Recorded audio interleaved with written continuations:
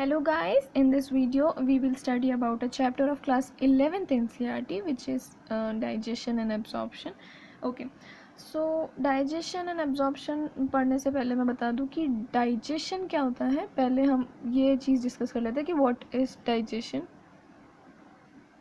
Okay so digestion क्या होता है. किसी भी एक प्रोसेस होता है. अगर सिंपली मैं बताऊँ तो एक प्रोसेस होता है किसी भी कॉम्प्लेक्स या फिर हम बोले किसी भी बड़ी चीज़ को छोटी चीज़ में कन्वर्ट करना.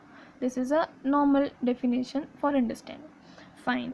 सो लेकिन अगर अपन एग्ज़ाम में लिखने के हिसाब से डेफिनेशन देखें तो this is process of conversion of complex food substances into simpler और absorbable form which is known as digestion. मतलब किसी कॉम्प्लेक्स चीज़ को सिंपल चीज़ में कन्वर्ट करना डाइजेशन होता है.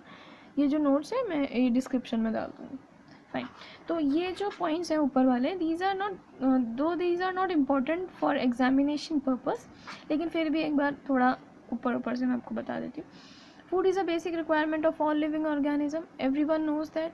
ठीक है, फूड एक बेसिक रिक्वायरमेंट है हर ऑर्गेनिज्म की. कार्बोहाइड्रेट, प्रोटीन और फैट्स, ये तीन जो है कार्बोहाइड्रेट, प्रोटीन, फैट्स, ये हर एक फूड की मेजर कंपोनेंट है. ठीक है, सबसे ज़्यादा इंपॉर्टेंट कंपोनेंट है, मेजर कंपोनेंट है. एंड बॉडी को सबसे ज़्यादा एनर्जी भी इन तीनों चीज़ों से मिलती है. फूड प्रोवाइड एनर्जी, सबको पता है फूड एनर्जी देता है. An organic material required for metabolic activities, जो भी मेटाबॉलिक एक्टिविटीज़ होती हैं बॉडी के अंदर, मतलब जो भी एक्टिविटीज़ होती हैं सिंपली वो सब फूड की वजह से होती हैं, उसके बिना नहीं हो सकती.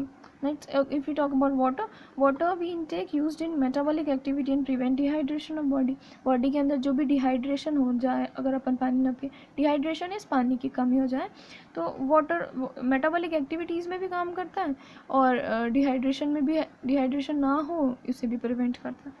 सो these are the basic points, NCERT के हैं इसलिए. नेक्स्ट हम बात करें कि डाइजेशन की डेफिनेशन है जो हो. अगर अपन न्यूट्रिएंट्स की बात करें तो दो पार्ट्स में हम न्यूट्रिएंट्स को डिवाइड करते हैं. एक होता है मैक्रो न्यूट्रिएंट्स, एक होता है माइक्रो न्यूट्रिएंट्स. मैक्रो न्यूट्रिएंट्स होते हैं कार्बोहाइड्रेट, प्रोटीन्स और फैट. दूसरे होते हैं माइक्रो न्यूट्रिएंट्स होते हैं मिनरल्स और वाइटामिन्स. ठीक है, मैक्रो न्यूट्रिएंट्स वो होते हैं जो हमें लार्ज क्वांटिटी, हमारी बॉडी को लार्ज क्वांटिटी में ज़रूरत होती है जिनकी, या फिर हम बोलें कि जिनकी ज़्यादा इंपॉर्टेंस होती है, जो ज़्यादा एनर्जी प्रोवाइड करता है. मैक्रो मीन्स बड़ा, कुछ बड़ा. सो इट्स रिलेटेड टू, और इनका स्ट्रक्चर में भी ये बड़े होते हैं, रिलेटेड टू दीज.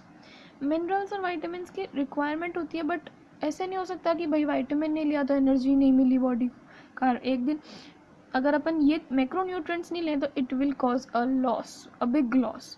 लेकिन डेफिशिएंसीज इनकी भी होती हैं बट कम. हम ये नहीं कह सकते कि विटामिन नहीं लिया तो हमें एनर्जी नहीं मिली. No, micro nutrients required in less amount, छोटे होते हैं साइज में. These are important.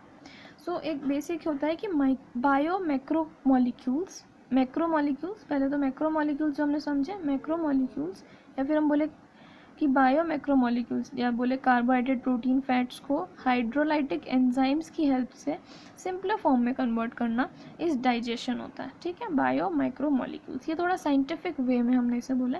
अगर आपको डेफिनेशन और इंटरेस्टिंग बनानी है और अच्छी बतानी है तो यू कैन राइट दिस कि बायो मैक्रो मॉलिक्यूल्स को हाइड्रोलाइटिक एंजाइम्स की हेल्प से बायो माइक्रो मॉलिक्यूल्स में कन्वर्ट करना is known as digestion. So digestion एक कैटालिटिक प्रोसेस है, मतलब एंजाइम्स इसमें रिक्वायर्ड हुए. एंजाइम्स लगे ना, तो जिस भी चीज़ में एंजाइम लगता है that is a catalytic process. तो digestion is a catalytic process. ठीक है, तो अप्रॉक्सीमेटली 55 से 65% एनर्जी जो है अपन को कार्बोहाइड्रेट से मिलती है डाइट में. ये थोड़े से ऐसे इंटरेस्टिंग फैक्ट्स लाइक है कि 55 से 65% एनर्जी कार्बोहाइड्रेट से मिलती है डाइट के अंदर अपनी. फिर फैट की हम बात करें तो फैट जो है वो 2.5 टाइम्स ज़्यादा एनर्जी देता है अपन को कार्बोहाइड्रेट से. तो हम कहते हैं फैट्स अच्छे नहीं है और ये सब नहीं है, बट वो एनर्जी ज़्यादा देता है. There is a logic behind that. फिर वो बहुत डीप चला जाएगा, दैट्स बियॉन्ड एनसीईआरटी बेसिकली. तो फैट्स 2.5 टाइम्स ज़्यादा एनर्जी देता है कार्ब से.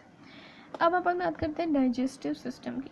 ठीक है, डाइजेशन हमने पढ़ लिया. अब डाइजेस्टिव सिस्टम, तो डाइजेस्टिव सिस्टम के दो पार्ट्स हम डिवाइड करते हैं.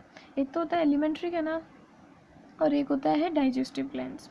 ठीक है, एलिमेंट्री कैनाल अभी हम एक्सप्लेन करेंगे उसके अंदर कौन कौन से पार्ट्स आते हैं, और digestive gland is the another part of this chapter. ठीक है, एलिमेंट्री कैनाल स्टार्ट होता है माउथ से.